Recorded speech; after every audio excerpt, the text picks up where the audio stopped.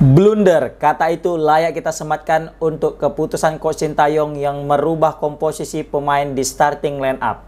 Memang kita akui Coach Sintayong ini sulit ditebak ya. Sulit ditebak dalam artian pasti banyak sekali rotasi-rotasi pemain yang dilakukan oleh Coach Sintayong. Di pertandingan sebelumnya ketika melawan Bahrain kita nggak nyangka Malik Rizaldi malah jadi starter. Tetapi Alhamdulillah performanya bagus. Tetapi kali ini keputusan Sintayong untuk merubah lagi di starting line up kayaknya tidak semulus ketika menghadapi Bahrain. Memang mesti kita akui Coach Sintayong ini salah satu pelatih cerdas guys, pelatih yang bagus, pelatih yang mempunyai banyak planning, plan A, plan B, plan C. Nah, tetapi untuk pertandingan melawan Cina kali ini justru Sintayong seperti senjata makan tuan, seperti bisa kita bilang seperti menghadapi masalah yang ia buat sendiri gitu guys. Memang ketika perubahan yang dia lakukan menghadapi Bahrain itu berjalan dengan mulus. Tetapi untuk melawan Cina kali ini perubahan yang ia lakukan itu tidak berjalan dengan baik guys. Justru itu menjadi malapetaka untuk Sintayong, Timnas Indonesia dan seluruh supporter Timnas Indonesia. Tetapi sekali lagi mesti kita katakan guys, menang kalah itu biasa. Kita selalu support Sintayong. Jadi apapun yang terjadi ini bagian daripada suatu pertandingan. Memang ketika menang kita support Sintayong, ketika kalah pun wajib kita support Sintayong guys. Tetapi kita hanya ingin membahas serta ya bercerita tentang keluh kesah kita sebagai penonton ya. Kita mulai dari starting line up. Dari starting line up bisa kita lihat ada nama-nama baru yang mana sebelumnya tidak diturunkan sebagai starter, kali ini diturunkan sebagai starter. Pertama ada Sean Patinama. Ya, Sean Patinama, kemudian ada juga Asnawi, baru juga Witan Sulaiman ya. Ini kan nama-nama yang masih baru untuk di starter, dan betul saja saat gara-gara pemain tiga ini ya kayaknya mungkin permainan timnas itu tidak berjalan dengan mulus guys. Sean Patinama seperti masih nervous ya, sehingga gol pertama pun berkat gagalnya beliau ini dalam mengantisipasi bola. Mungkin ini blunder daripada Satinama ya, bisa kita bilang ya kurang cerdasnya, bukan kurang cerdas sih, kurang jelinya Sean Patinama dalam melihat pergerakan pemain China untuk memotong bola itu guys, sehingga yang seharusnya bisa di clearance itu bola malah ditunggu. Mungkin kita paham lah maksud baik daripada Sean Patinama untuk membiarkan itu bola ya kan, dalam artian biar udah tendangan ke gawang, goal kick. Tetapi pemain Cina gercep, dia punya kesempatan, dia lihat ada peluang dan dia langsung mengoper bola itu, dan di situ sudah ada striker pada China untuk melesakan sebuah gol yang cukup indah guys.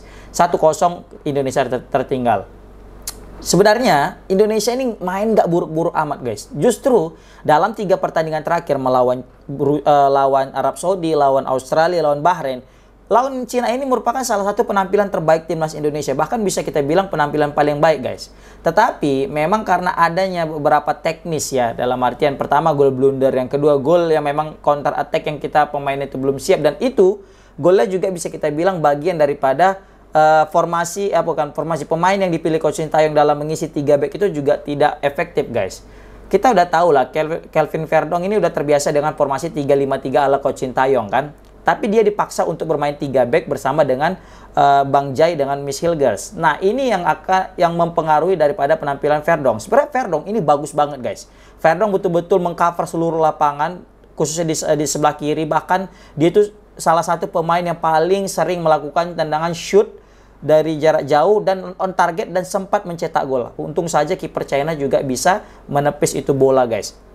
Kalau bisa kita lihat Kelvin Verdong mainnya bagus guys, tetapi ketika tidak adanya pemain sejajar dalam arti gini, bukan pemain sejajar, maksudnya tidak ada pemain 3 back yang betul-betul center back, ini mempengaruhi daripada jalannya formasi 3-5-3 itu guys. Kenapa aku bilang 3-4-3, sorry 3-5-3 3-4-3 ini guys. Kenapa aku bilang seperti itu? Contoh nih, kalau misalnya tadi itu Kelvin Verdong dia posisinya sebagai pemain yang biasa di sayap kiri, dia seharusnya Kelvin Verdong ini tidak usah diposisikan sebagai back 3, back tengah. Jadi di situ mau cocoknya tetap seperti biasa, Miss Hilgers, baru ada Bang Jai, baru ada Rizky Ridho. Tetapi mungkin Coach Sintayong ingin bereksperimen, dan ternyata eksperimen itu berbuah gagal.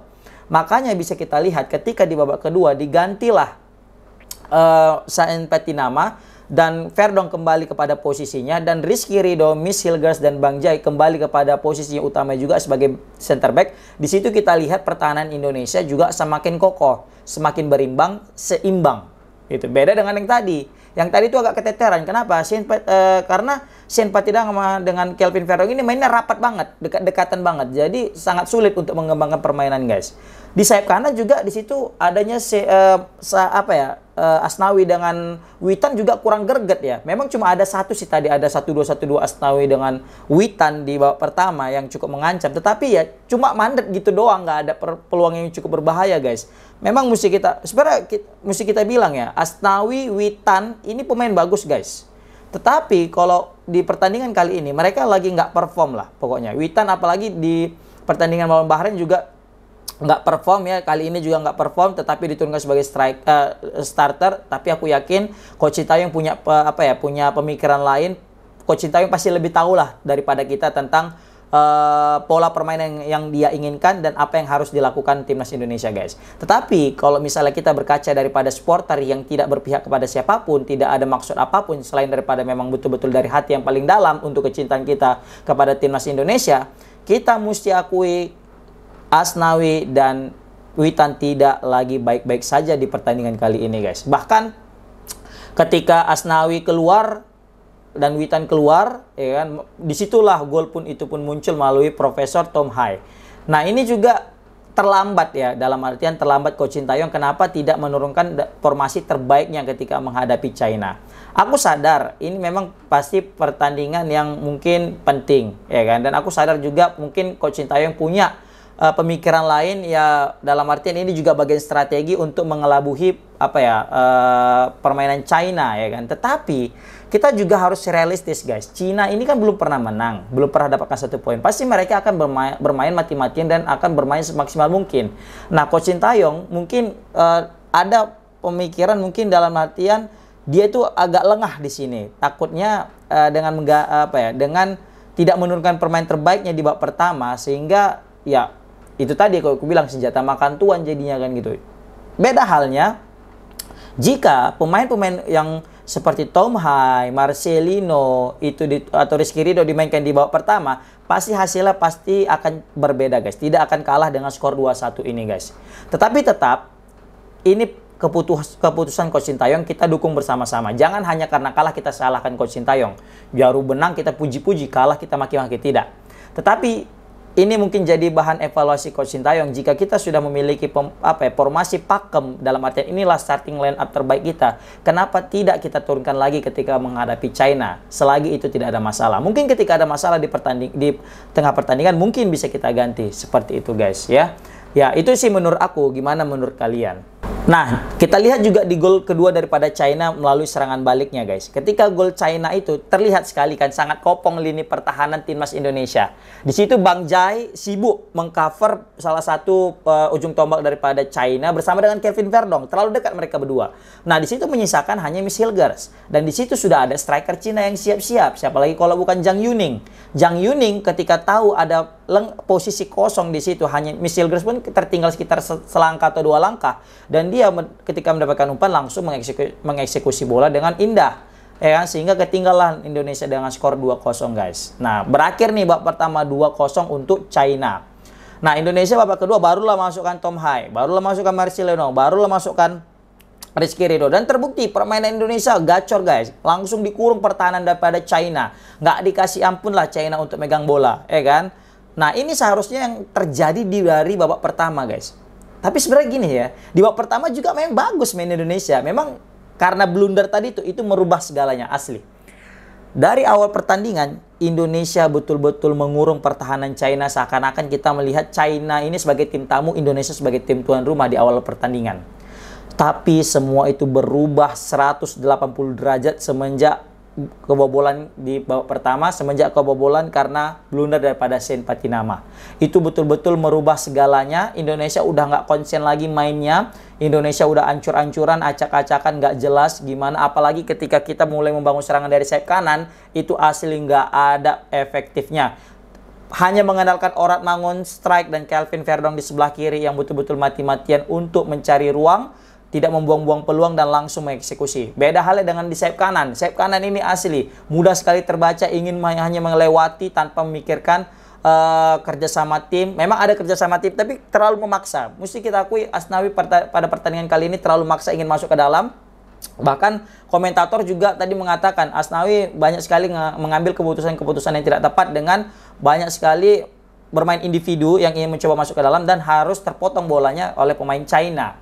Seperti itu guys. Dan aku mesti akui juga memberikan kredit dengan keputusan Sintayong memasukkan Arhan ya. Memang Arhan ini betul-betul kita ini kurang ada Elkan Bagot aja sih. Kalau misalnya tadi ada Elkan Bagot terus masuk Arhan, ini dua sejoli yang mungkin bisa kita pertimbangkan lagi lah untuk ketika menghadapi Jepang yang mana notabene postur mereka juga tidak terlalu tinggi. Ketika udah ada Elkan Bagot dan ada Arhan, mungkin lain cerita ini guys. Terbukti Arhan ketika masuk Arhan itu permainan langsung beda. Dalam artian kita punya free kick yang banyak, padahal itu throw in ya kan. Padahal itu bola out, bola throw in, tetapi ketika udah ada Arhan itu serasa free kick dan langsung 60% kita berada dalam posisi untuk mencetak gol guys. Karena memang saking berbahayanya lemparan daripada Arhan, dan terbukti gol pertama Tom Hai juga tidak lepas daripada peran Arhan.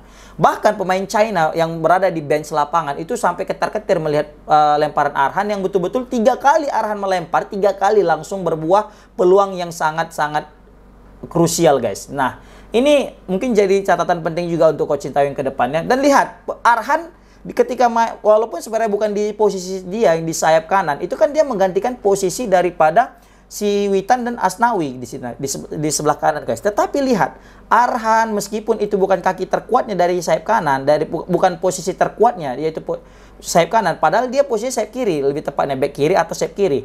Tapi dia rajin memberikan umpan-umpan crossing yang cukup berbahaya. Bahkan beberapa kali tadi itu ada scrimmage di depan gawang China karena umpan Arhan. Nah, ini yang tidak ada tadi di babak pertama, yang mana Asnawi dan Witan tidak mau memberikan umpan-umpan crossing. Padahal di situ udah ada Rafael Strike dan ada juga Ragnar Oratmangun yang sudah menunggu.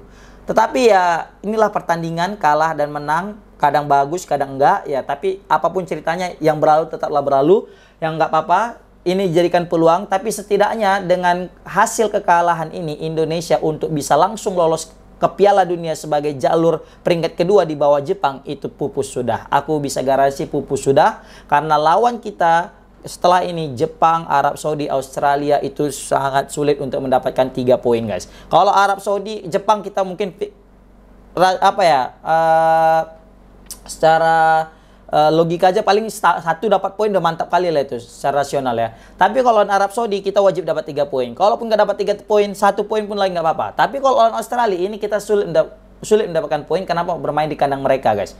Jepang aja mereka tahan juga gitu kan. Dan satu-satunya peluang terbaik kita kalau misalnya kita ingin lolos adalah ketika menghadapi Bahrain dan China nanti di Gelora Bung Karno, harus dapat 6 poin. Jika kita dapat 6 poin di 2 pertandingan itu, maka dan dapat 2 poin dari 3 pertandingan antara Jepang, China dan Jepang, Australia dan Arab Saudi, kita dapat 2 poin. Total kita akan mendapatkan 8 poin. Dan sekarang ada 3 poin 11. Dengan 11 poin, tak kenapa aku yakin kita bisa finish di peringkat keempat. Itu menurut aku. Tapi gimana menurut netizen? Komen di kolom komentar. Kita lihat di sini memang masih rapat ya, apalagi Jepang baru saja ditahan imbang sama Australia. Australia gagal menang, alhamdulillah. Jadi ini masih rapat, kita masih menanti pertandingan Arab Saudi melawan Bahrain gimana nanti ke depannya. Semoga aja mereka seri juga biar nanti makin kompetitif nih grup ini. Oke, komen di kolom komentar gimana pendapat kalian tentang pertandingan Indonesia melawan Cina. Tapi yang jelas tetap kita dukung Coach Sintayong apapun hasilnya, apapun keputusannya. Bahkan ketika Cina, Indonesia nggak lolos sekalipun dari grup ini untuk menuju round keempat, aku tetap dukung Coach Sintayong sebagai pelatih timnas Indonesia, karena betul-betul di bawah Coach Sintayong kita berubah menjadi tim yang menakutkan. Meskipun kalau misalnya bukan rezeki kita untuk lolos ke Piala Dunia. Oke, kita bukan fans timnas yang kaleng-kaleng, bukan timnas yang fans timnas yang hanya mendukung ketika menang tetapi kalah menghina. Tidak, kita tetap mendukung, mau menang mau kalah tetap kita dukung timnas Indonesia. Assalamualaikum warahmatullahi wabarakatuh.